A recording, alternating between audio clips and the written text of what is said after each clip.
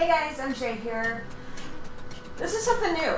As I've mentioned in some videos before, I am a professional baker, so I am doing something that's probably not a bad idea, and I'm going to go ahead and bake something for you guys.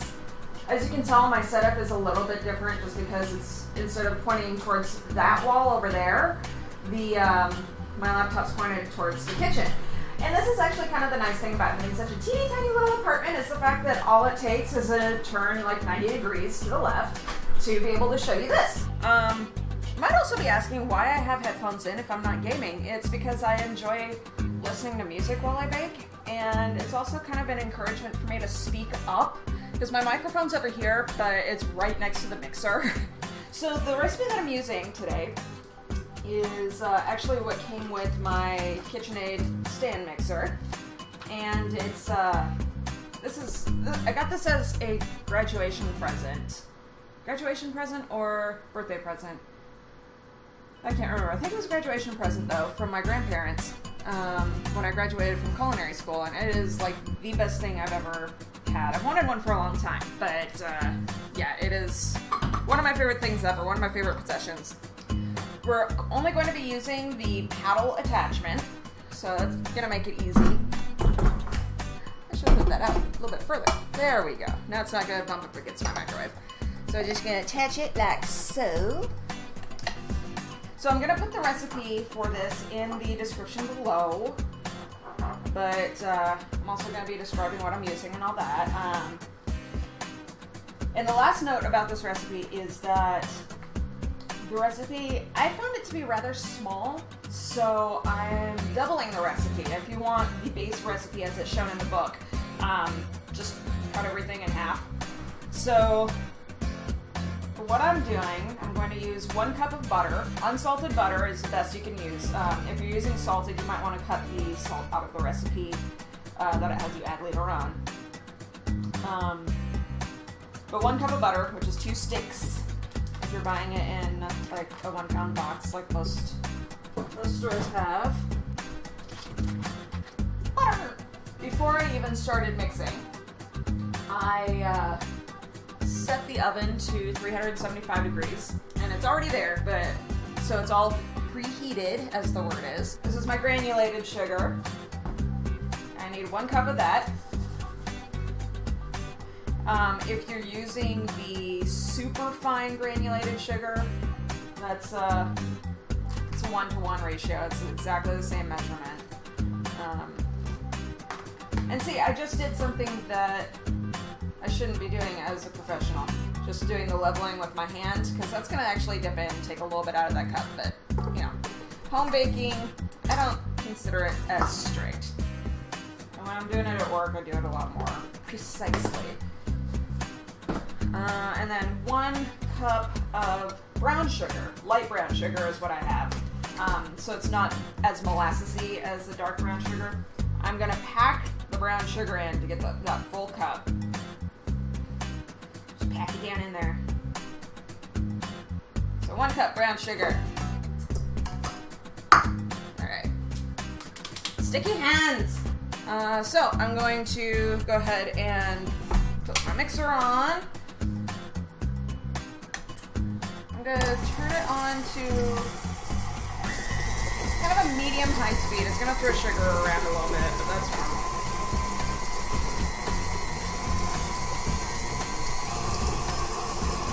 I'm going to do that for about a minute or 2, just to cream the sugars together really well. The butter and sugar needs to be light in color and fluffy, and I just threw more out, didn't I? A little faster.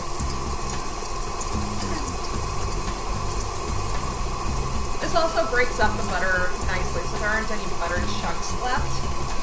There we go. Spatula!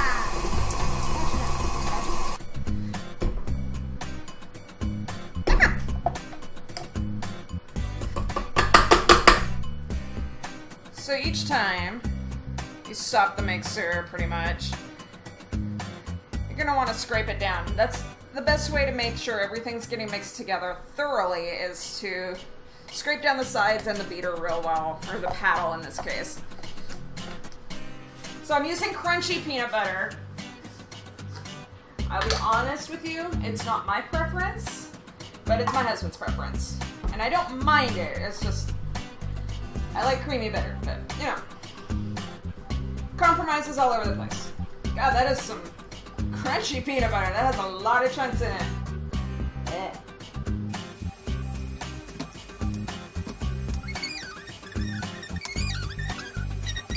Alright, 1 cup of the peanut butter of your choice. Now, we're gonna mix in the peanut butter with the butter and sugars. Get that nice and high speed, get it nice and whipped up in there.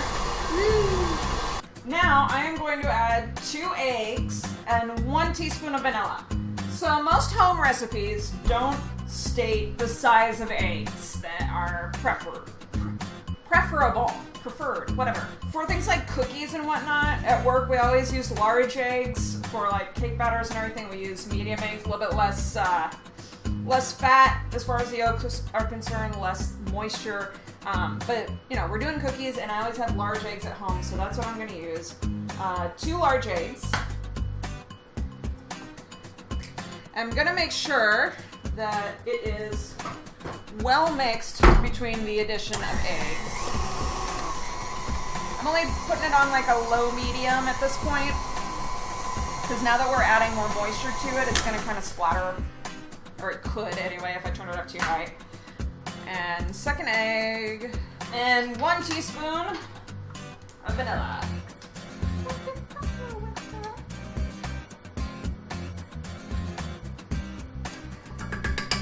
One more mixing.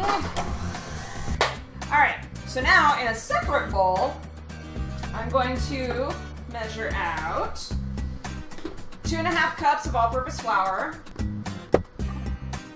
1, 2, Now Beyonce Station on Pandora is really being good to me today. So I'm sorry if my dancing and whatnot is distracting. So 2½ cups flour, ½ teaspoon of salt, before I started this, I had to go to the store to pick up baking soda. So I had quite a bit, but I made some banana bread the other day, and it didn't rise much, and the only agent that would help it rise is baking soda. So I think my baking soda was expired, which happens, especially with leavening agents like that. Baking soda, baking powder, things like that. You need to use them before the expiration date, or else they just won't work as well. So 1 teaspoon of baking soda. Woo! You can use a whisk or whatever, but you want to mix all this together to make sure it's evenly mixed. At least that's the best practice. I'll admit, when I'm baking at home, I don't always do this. Try to do things right, okay? I'm gonna add all this to this.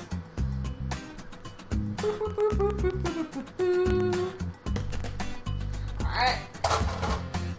Now, I don't want to turn it up very high or else there's going to be a flour explosion, which has happened to me before, both at home and work. It's not pleasant. It's funny at the time, but then you have to clean it up, and that's the not pleasant part. So I'm going to turn it on to a very low speed. And I'm going to mix it just until the flour doesn't seem to be dry anymore, just until it doesn't look powdery anymore, which is about now. So it's turned into a nice dough. Everything's all mixed together. Woo! God, it smells good too. It smells like peanuts and peanut butter and sugar. Imagine that. I wonder why. Couldn't, because all of that is in this. I want most of the dough in the bowl, not on the spatula. I got chocolate chips, and I got peanut butter chips. And they're both going in here. The whole package of both are all going in here. Because I like my cookies to have a lot of stuff in them.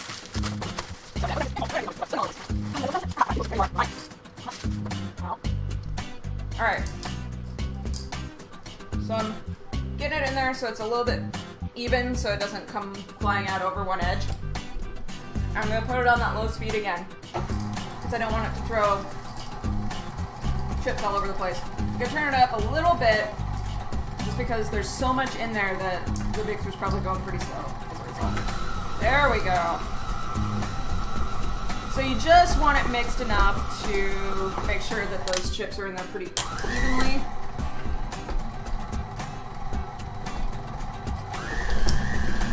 And there we go. Okay. Boink. Ooh. So I have baking sheets prepped. So it's just your standard baking sheets. I don't even know what size these are. They're so old. I got them from my grandmother when I moved out, I believe. But yeah, they're this size, pretty small, and I have parchment paper on them. Not wax paper, not aluminum foil, but parchment paper. You can also just use like a non-stick cookie sheet or something like that. I like parchment paper. It's easiest to take the cookies off of. So to get the cookie dough made into cookies, I like to use a large tablespoon. Now, if I were doing this for professional purposes, I would probably be using a cookie scoop, kind of like an ice cream scoop, except a different size. Or just use an ice cream scoop. But I don't have one of those, so I'm going to use a big tablespoon, or I guess you could call it a soup spoon. It's the larger spoon in your sets of silverware. If this is a teaspoon, this is a tablespoon. So I'm going to use this, and I'm going to get some gloves on. At least one, because this glove is going to help me shape the cookies a little bit. When I put the chips in them like this, I like it nice and big and kind of rounded. So it's a pretty good size scoop. And I just put it on the cookie sheet. With this size of cookie sheet, I don't like putting more than about 6 on there. So this size of recipe is actually going to make me several trays of cookies, which is fine. That's why I wanted to double the recipe in the first place.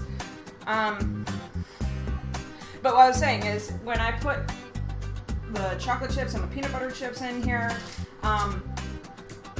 you might be familiar with peanut butter cookie recipes that do the whole crisscross the fork thingy, make it a nice little design on top. I don't do that with these. I don't bother because there's so much packed into these that that design is not going to come out like at all.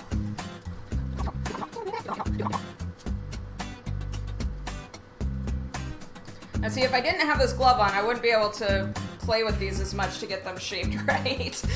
It'd be sticking to my hand like crazy. But with the glove on, now these aren't completely uniform size. Try to get them as much the same size as possible, just so that they will bake evenly.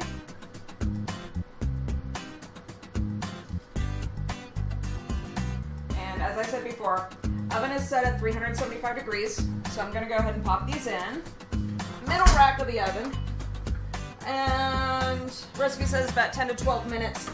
I am going to, sorry if that's loud, but it's my microwave, which is where my microphone is sitting. So I'm setting the timer for 5 minutes, and when that timer goes off, I'm going to turn the tray halfway. So that way I can make sure that anything in the back of the oven is getting as much heat as anything in the front of the oven. So that way they have even time. And I have 4 sheets here that I'm going to put cookies on, and I will see you guys when the cookies come out. Alright, so, hi! That's our cookie. Nice and golden brown on the bottom, not too dark. Nice and done on top, and I am shaking like a motherfucker. So, you can see it's firmed up, so it's not just letting my finger go right through it. But yeah, that's what we're looking for. That's the type of cookie we're making. Alright, so we made 1, 2, 3, 4, 5 trays. So 30 cookies altogether, 2.5 dozen. It's not bad. And as you can see, the cookies are pretty good size. Like, they're not tiny, they're not humongous. So I think we're pretty good on that. I'm gonna wash this out now.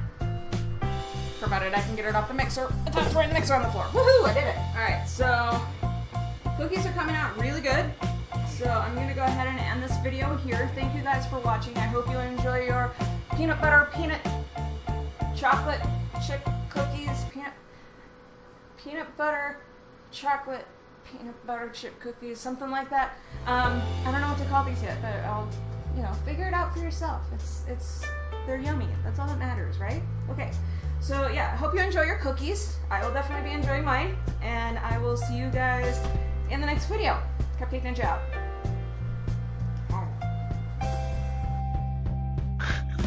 What? There went half my eggs.